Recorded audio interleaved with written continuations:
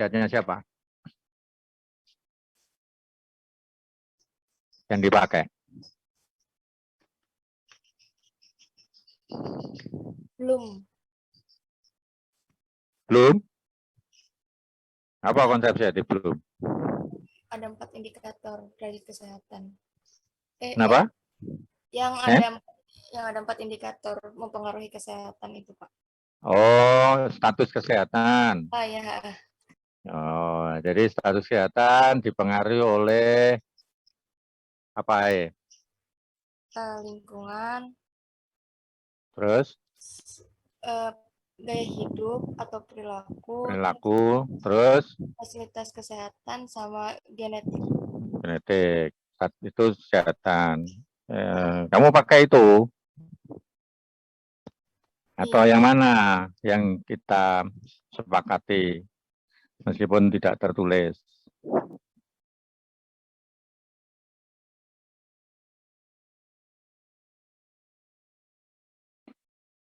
Yang mana? Ada pendapat lain? Mungkin definisi sehatnya WHO, Pak. Definisi sehat WHO apa? Keadaan sempurna baik dari fisik, mental, maupun sosial, dan tidak hanya terbebas dari penyakit atau kecacatan. Jadi mungkin kalau terjemahnya saya lebih suka bahasa aslinya sih, ya, kondisi optimum dari physical, mental, and social well-being. Ya, optimal itu apa ya? Ya mungkin apa terjemahnya apa sempurna apa bukan, ya? Karena ya, tapi optimal, ya. Jadi hati-hati dengan terjemahan, ya, karena terjemahan itu dari bahasa apapun ke bahasa Indonesia atau sebaliknya itu bisa artinya bisa berubah, gitu ya. Makanya saya biasanya kalau WHO ya tidak saya terjemahkan, gitu ya, karena ada konsekuensinya nanti. Jadi mungkin saya sepakat bukan benar ya, tapi artinya apa? Artinya sehat WHO seperti itu artinya holistik gitu, ya. Nah, yang belum itu sebenarnya boleh saja bisa. Cuman itu ya sebenarnya masuk ke sana gitu. Ya. Jadi misalnya physical itu bisa faktor environment lingkungan bisa ya. Faktor perilaku itu bisa apa? Mental social well-being juga bisa. Faktor perilaku itu masuk di mental social well-being bisa. Ya. Kemudian layanan kesehatan itu ya bisa masuk di sana sebetulnya. Ya. Jadi artinya kalau pakai sehatnya belum ya boleh saja, cuman mungkin kurang lengkap. Gitu. Ya. Nah, yang lengkap seperti apa? Yang punyanya WHO, holistik. Tapi menerjemahkan lengkap itu seperti apa? Ya tidak mudah. Ya. Jadi artinya apa sih? Artinya sehat itu konsep sehat itu sangat-sangat kompleks. Ya. Kompleks, tidak mudah, tidak segera dengan mudah dipahami seperti itu. Ya, konsep sehatnya WHO itu kelihatannya mudah mengucapkan, tapi ternyata tidak mudah untuk definisi sudah ya, tapi mudah untuk mengucapkan definisi itu, tapi tidak mudah untuk misalnya kayak apa sih mau diukur misalnya. Ya, sehatnya WHO itu juga tidak mudah karena harus menerjemahkan physical, mental, and social well-being dulu. Seperti itu. Ya. Jadi ini adalah persepsi. Artinya apa? Artinya kalian yang nanti dasar pemikirannya adalah health-nya WHO itu, ya, bukan berarti health yang lain tidak boleh dipakai loh ya, boleh. Tapi ya ada konsekuensinya gitu ya. Konsekuensinya apa? Misalnya kurang lengkap, misalnya seperti itu. Ya, jadi itulah sebetulnya di problem pertama yang cukup pelik di kesehatan masyarakat itu seperti itu. Ya, itu yang kalian perlu sadari sejak awal. Ini semester 3 ya, tuh. Ya, jadi itu yang ingin saya tegaskan di sini. Ya, jadi karena apa? Karena nanti menimbulkan persepsi yang macam-macam tadi. Saya kira itu. Oke. Oke, slide berikutnya.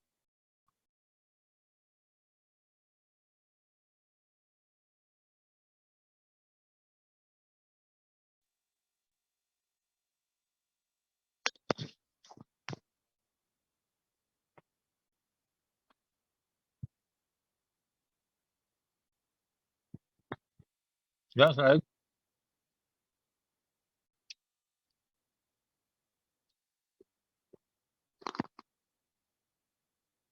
Nah, ini. Oh, sebelumnya.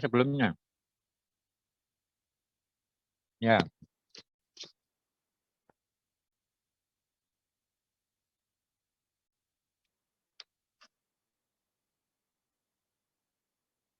Jadi ini ada paling enggak 5 ya, paradigma.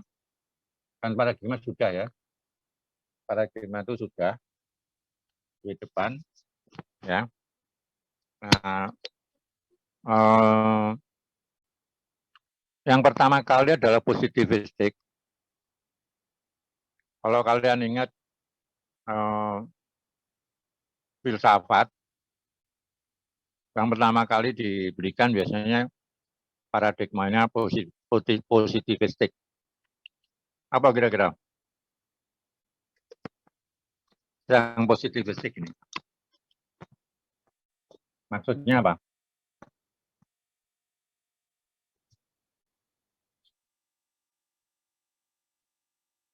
Maksudnya apa ini? Yang positivistik. Megara. Mungkin biasanya itu mengamati permukaannya aja, Pak. Nggak mengamati makna lebih dalam.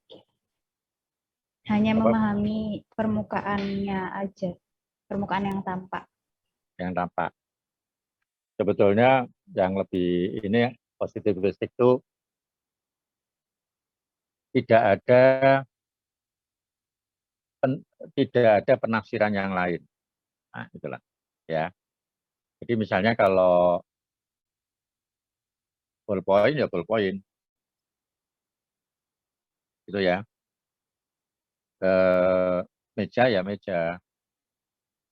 Jadi kalau meja, kemudian saya biasanya suka jalan-jalan, kemudian kadang-kadang duduk di meja di ruang kelas itu, tidak berarti meja yang saya duduki itu berganti namanya menjadi kursi.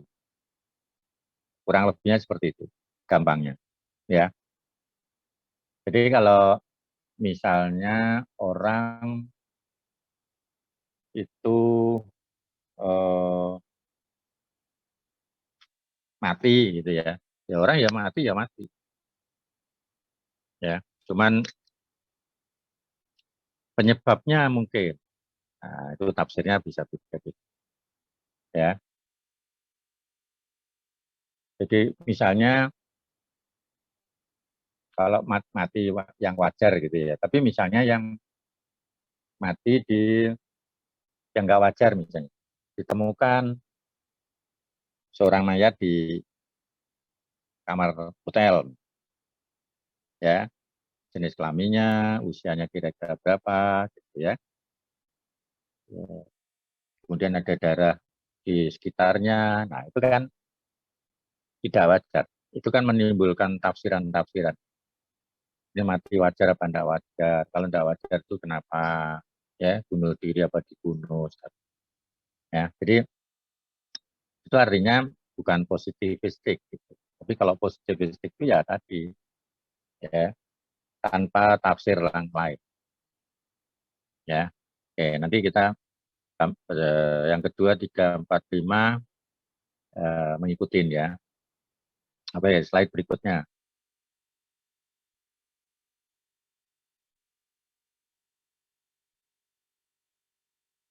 Nah, menganalisis riset paradigm itu dianalisis ontologikalnya, yaitu karakter dari realitas. Jadi kan yang diteliti kan realitas yang kelihatan. Kemudian epistemologinya, ya, apa yang dapat diketahui dan hubungannya antara yang mengetahui dan yang diketahui apa, gitu. Kemudian metodologinya bagaimana, ya, bagaimana pengetahuan itu didapatkan seperti itu, ya. Kemudian produknya, ya, seperti itu. Slide berikutnya. Nah, positivistic paradigm ini adalah ontologinya itu para realis yang yakin bahwa di dalam sebuah universe yang objektif, ya, objektif universe itu mempunyai tatanan yang independen dari human perception. Nah, ini loh, ya. Jadi human perception itu tidak mempengaruhi tatanan surya misalnya seperti itu, ya, yang kelihatan kalau malam tatanan seperti itu. Kalau siang, ya, matahari, kalau malam bulan dan bintang beredar, siang juga seperti itu beredar. Jadi itu sudah, itu nggak ada human perception mempunyai tempat di sana, ya. Jadi sesuatu yang mau apa ya gampangnya itu eksak, ya, pasti itu. Realitas itu, ya. Nah, reality ini didorong oleh universal natural law, jadi hukum-hukum universal, hukum-hukum alam yang universal, seperti itu ontologinya, ya. Epistemologinya ini immutable truth, itu kebenaran yang tidak bisa diubah, ya. Nah, jadi di sini antara si peneliti knower tadi, ya, dan known object itu mutually independent, jadi berdiri sendiri, ya, itu maksudnya. Oke, slide berikutnya. Metodologinya dengan pengukuran yang hati-hati, manipulasi, kemudian kontrol. Biasanya yang dilakukan di sini eksperimen, kuasi eksperimen. Kuasi itu tidak murni eksperimen, ya. Kalau eksperimen itu biasanya di laboratorium. Kalau kuasi eksperimen itu biasanya kalau kita melakukan intervensi di masyarakat. Ya, jadi misalnya dua kelompok gitu, ya. Satu kelompok diberi intervensi tentang pendidikan, sesuatu tentang kesehatan, pendidikan tentang pemahaman tentang stunting. Yang satu kelompok nggak usah, nggak pakai. Nah, itu namanya kuasi eksperimen. Ya, nanti dibedakan, nanti dihitung, dilihat ada pengaruh enggak yang diberi intervensi namanya tadi, ya, sama yang tidak tadi, seperti itu, ya. Tentu tidak sederhana seperti itu, tapi itu contoh. Kemudian studi korelasional dan survei. Produknya apa? Produknya pengetahuan itu diakumulasikan, ya. Knowledge equal accumulated fact, ya. Jadi pengetahuan itu equal dengan fakta-fakta yang terakumulasikan, yang telah secara ilmiah diverifikasi, dibuktikan, dan generalisasi. Jadi secara umum, kaidah umumnya.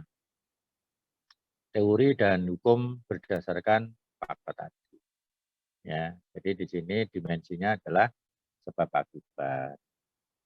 Oke, slide berikutnya.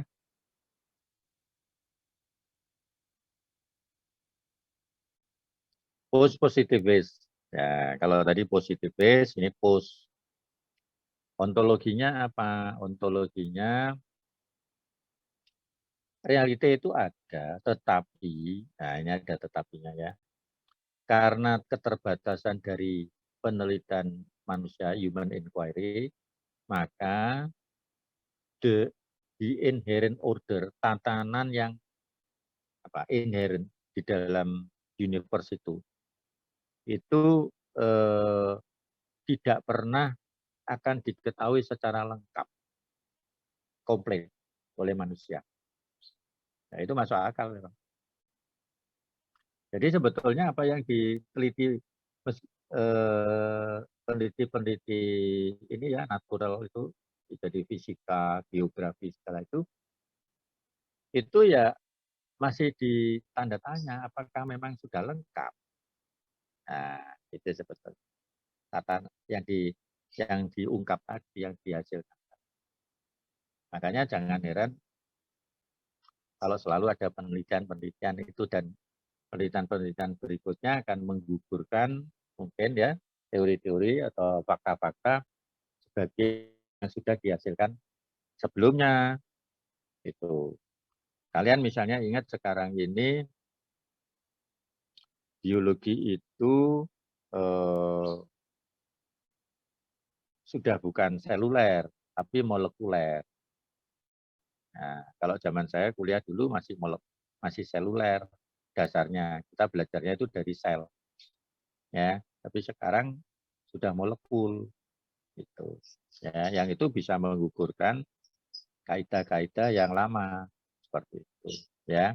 Padahal sel-sel itu kan nggak berubah, ya sel manusia segala itu ya nggak berubah dari dulu. Artinya apa sih? Artinya manusia ini, human body ini sebetulnya masih belum 100% mengetahui apa yang terkandung di dalam universe ini. Artinya apa? Masih banyak rahasia alam lah. Gampangannya itu seperti itu ya. Itu realitas ya. Epistemologinya para peneliti di sini melihat dunia sendiri sebagai data collection instrument. Jadi instrumen untuk mengumpulkan data. Ini mirip-mirip dengan kualitatif, post positivistik sebetulnya. Ya. Di kualitatif riset itu juga instrumennya adalah si peneliti sendiri. Ya. Nah, kalau di kuantitatif kan ya, kemarin sudah kita bahas instrumennya adalah kuesioner kan gitu ya. Nah, jadi ini post positivistik ini mirip dengan kualitatif. Use disciplined research technique to ensure that empirical data and not their impression drive their finding. Jadi dengan menggunakan teknik-teknik riset yang disiplin, yang rigid untuk menjamin bahwa data empiris itu bukan impresi dari si peneliti. Ya, itu yang mendorong temuan-temuannya. Jadi data empirisnya apa? Ya, bukan impresi dari si peneliti, bukan. Seperti itu. Ya, baik.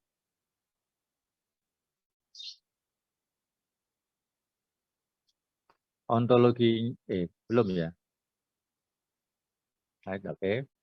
Metodologinya, ya ternyata qualitative method. Jadi post positivistik itu paradigma untuk kualitatif method ya. Yang menangkap partisipan perspektif ya, tetapi di dalam cara atau disiplin yang kaku, rigorous gitu ya. Rigorous. Low inference, systematic procedure yang mendominasi data analisis proses dan frequency count and low level statistic use. Jadi masih menggunakan itu. Ya. Produknya adalah analytic generalization, deskripsi bisa, pola, atau teori-teori grounded. Ya. Generalisasi diinduksi dari systematic analysis dari data. Ya, itu. Deductive process digunakan untuk verifikasi kekuatan dari pola-pola tersebut. Oke, slide.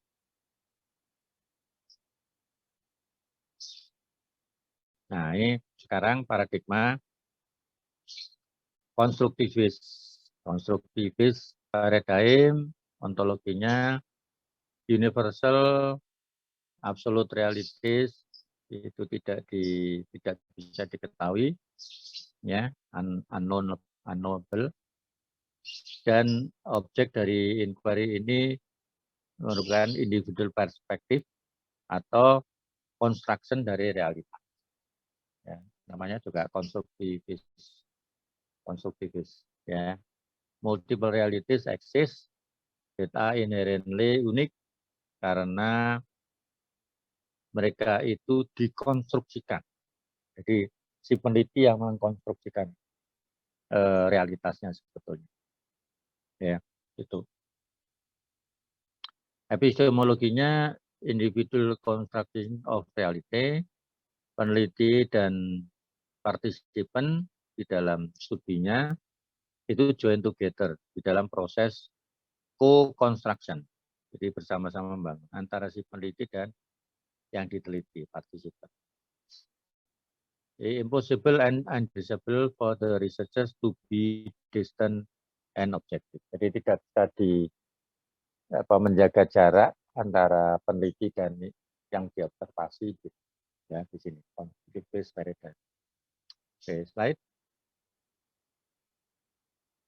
Metodologinya naturalistic qualitative method, interviewing paradigm, and observing them in their natural setting. Produknya case studies of rich narrative yang menjelaskan interpretasi yang terkonstruksikan sebagai bagian dari proses risetnya.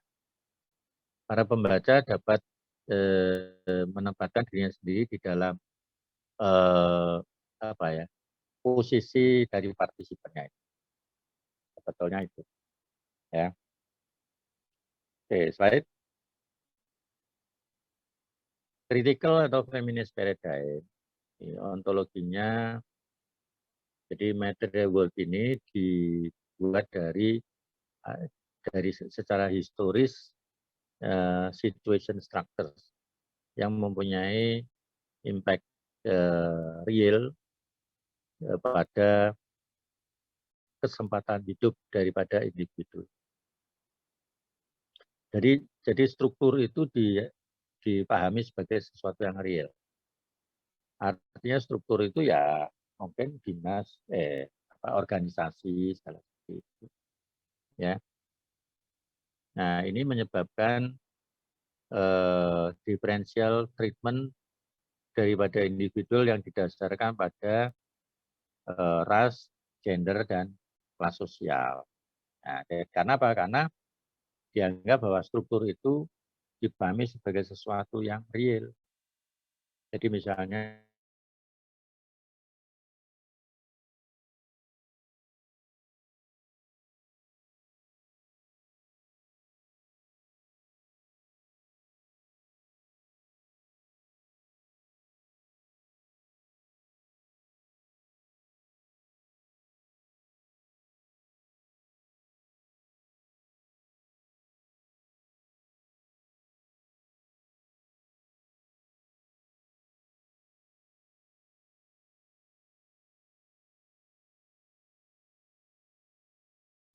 gender.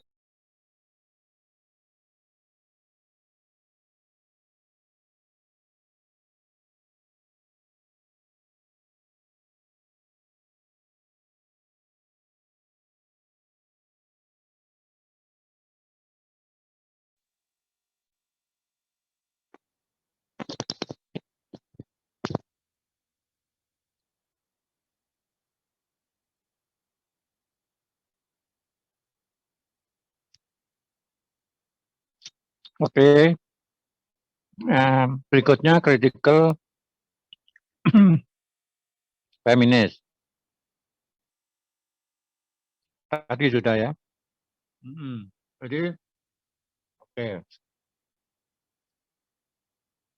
Menimbulkan kesadaran bagi mereka yang ditekan, opres, ya. Nah, ini menyebabkan perubahan sosial. Ya. Metodenya disebut transformatif. Jadi ya, intinya gini, tadi kan struktur itu dianggap sesuatu yang real. Jadi perbedaan perempuan dan laki misalnya. Kemudian kaya miskin, strata sosial, itu dianggap real. Seperti itu. Nah, jadi real itu artinya benar-benar ada gitu. Padahal itu kan cuman ini aja bentukan ya, bentukan dari sekelompok manusia seperti itu, secara historisnya. Seperti itu ya. Nah, makanya disebut di situ metodologinya raise consciousness for those being oppressed. Seperti itu. Ya. Jadi menyebabkan munculnya kesadaran mereka-mereka yang sedang diopres itu ditekan. Seperti itu. Ya. Jadi itu. Data collection-nya serupa dengan riset konstruktivis, ya, kecuali critical improve life chances for individual at the bottom of the social hierarchy. Feminist making condition better for women, ya. Jadi sebetulnya gerakan feminis itu kan muncul dari Barat, gara-gara mereka paham paradigma konstruktivis tadi ya. Misalnya gini, oh kalau perempuan tuh ya kerjanya di dapur, ya. Kalau di luar itu laki-laki, gitu. Kasarannya seperti itu, ya. Nah itu mereka muncul gerakan itu, ya. Nggak bisa apa yang dikerjakan laki ya perempuan ya bisa. Misalnya apa? Misalnya jadi sopir bis bisa, jadi pemadam kebakaran, firefighter bisa, jadi tentara bisa, sama gitu ya. Apa pilot bisa, ada juga pilot perempuan. Ya, jadi itu sebetulnya intinya, ya. Jadi itu yang disebut tadi ya struktur tadi. Coba sebelumnya apa tadi? Slide sebelumnya. Nah ini dah. Structure perceived as real. Ini kata kuncinya di sini. Ya, sehingga menyebabkan differential treatment itu perlakuan yang berbeda.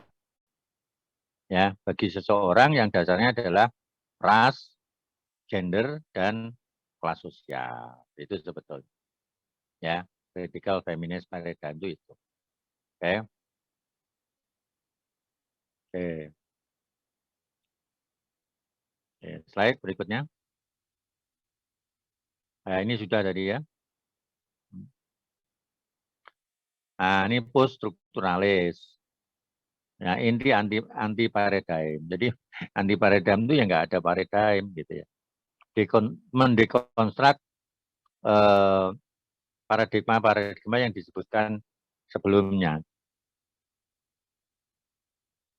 Tatanan itu di-create di dalam pemikiran individu-individu dalam upaya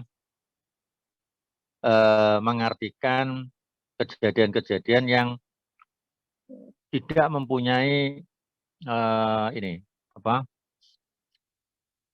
hubungan yang intrinsik atau immanent relation di situ. Ya, multiple realities masing-masing dengan dirinya sendiri, ya, itu menuju sesuatu yang koheren, ya, dan tidak bisa yang satu mendominasi yang lain. Ya. Contohnya kasarannya seperti itu. Misalnya realitas lokal, subjektif, dan influx gitu ya, ke dalam seperti itu. Epistemologinya ya mendekonstruksi itu. Ya.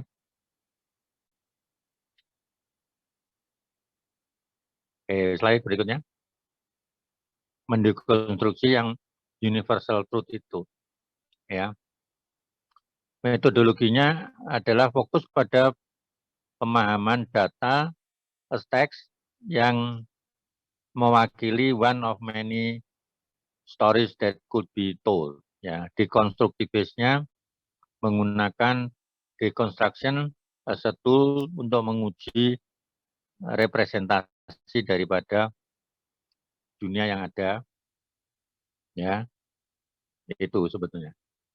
Ya, produknya adalah analisis yang membuktikan bahwa internal incongruities dari sebuah wacana, ya, itu mengekspos, ya,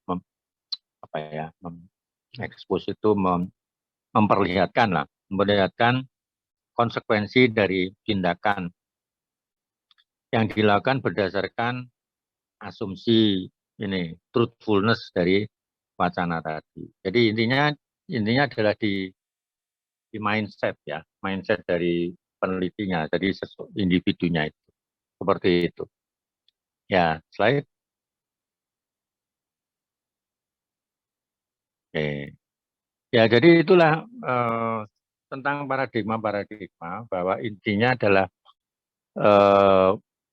positivis dan sebetulnya boleh disebut semuanya kelompok yang berlawanan tadi adalah non-positivis, gitu aja.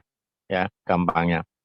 Positivis itu tanpa persepsi yang lain-lain, tapi yang non-positivis itu macam-macam tadi ya. Ada post-positivis, ada konstruktivis, ada feminis, kritikal, ada post-strukturalis kalau tadi. Ya, artinya tetap bahwa mempersoalkan tentang realitas. Ya, jadi positivistik tadi kan realitas kan. Jadi kalau meja itu realitasnya ya meja gitu. Gitu. Ya, nah health itu ini kaitannya dengan health supaya kalian lebih ini ya. Jadi enggak ini apa sih gitu ya. Kegunaannya apa gitu. Ya di sini gunanya adalah konsep health tadi yang paling mendasar seperti itu. Ya, dan lagi-lagi yang lain adalah kalian perlu aware ya kalau misalnya ada konsep-konsep yang ditawarkan oleh dosen siapapun, ya dosen siapapun. Jadi misalnya apa? Ya semua lah. Karena apa? Karena semua dosen itu biasanya juga memberikan di mata kuliahnya itu ada 1-2 teori, misalnya teori tentang apa gitu. Masing-masing dosen itu terserah teori lingkungan, teori apa gitu. Ya. Contoh misalnya tadi yang kalian health-nya ada yang menyebut health-nya belum ya. Itu yang faktor terbesarnya yang mempengaruhi status kesehatan kan environmental faktor. Ya. Itu kalau orang tidak cermat, itu yang menerjemahkan environmental tadi ya physical environment itu. Padahal lingkungan sosial itu juga lingkungan, gitu loh. Ya, itu social environment itu, dan itu mempengaruhi sekali untuk tentang kesehatan tadi. Jadi jangan hanya physical environment gitu. Ya, itu tafsirannya seperti itu loh. Tapi kan belum kan juga hanya cuman environmental faktor kan cuman gitu aja. Ya, jadi itu persepsi lagi sudah. Itu maksud saya ya. Jadi artinya apa? Artinya kalian ini sudah mulai aware tentang adanya persepsi-persepsi, ya. Jadi kalau ada kamu menemukan teori apa atau apa itu, kalian harus dengan segera, ya, cerdas mencermati itu, gitu. Ya, ya contohnya misalnya physical well-being. Physical well-being itu kayak apa sih? Ya, itu harus ada definisi sendiri kan, logikanya kan seperti itu. Jadi sebetulnya health-nya WHO itu masih belum jelas betul, gitu ya. Kemudian mental well-being itu ya harus diterjemahkan itu. Apa yang dimaksud dengan mental well-being? Definisinya apa? Jadi kalau mau dibuat apa? Lebih detail, rinci, itu panjang sekali itu. Belum lagi social well-being itu. Ya, jadi itu yang saya maksud bahwa mengapa kita concern dengan paradigma belajar tentang paradigma tadi. Paradigma tadi kan cara pandang, ya, cara pandang tentang sesuatu lah. Sesuatunya ini yang paling krusial di Fakultas Kesehatan Masyarakat itu adalah tentang health itu, ya. Kemudian public health. Public health itu apa sih? Gitu. Itu kalau diteliti, kalau dicek di Google misalnya public health itu definisi mau macam-macam itu. Ya definisinya health juga macam-macam. Ya, apakah health itu sama dengan healthcare? Nah itu ya yang sering seperti itu. Ya, padahal healthcare itu beda lagi nanti. Ya itulah yang. Jadi ini sebetulnya mata kuliah ini dan materi ini hanya sekedar menstimulasi ya pemikiran kalian gitu ya. Jadi tentu yang saya berikan juga tidak terlalu dalam gitu ya, hanya memperkenalkan, bukan memperkenalkan, mengingatkan gitu ya, seperti itu. Oke, ada pertanyaan mungkin?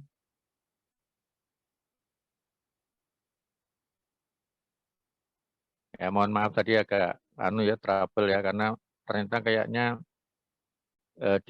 di desk itu saya yang belum kapan hari juga gitu, dicari itu kok nggak ada dok, nggak ada Pak, ternyata saya belum dimasukkan itu, ya seperti itu.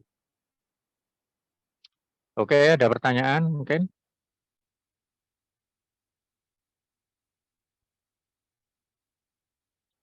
Megara, nggak ada? Panggilanmu siapa sih panggilanmu itu? Megara, Pak. Mega apa sopo? Megara. Halo? Itu kok diam kabeh? Megara, Pak. Mungkin dari teman-teman belum ada pertanyaan, Pak. Oke, saya akhiri ya. Kalau gitu. Iya, Pak. Terima kasih. Sekali lagi mohon maaf tadi kita ada trouble, keterlambatan. Oke. Sampai minggu berikutnya ya. Oke. Terima kasih sekali lagi. Assalamualaikum warahmatullahi wabarakatuh. Waalaikumsalam warahmatullahi wabarakatuh. Terima kasih banyak, Terima kasih, Pak. Pak.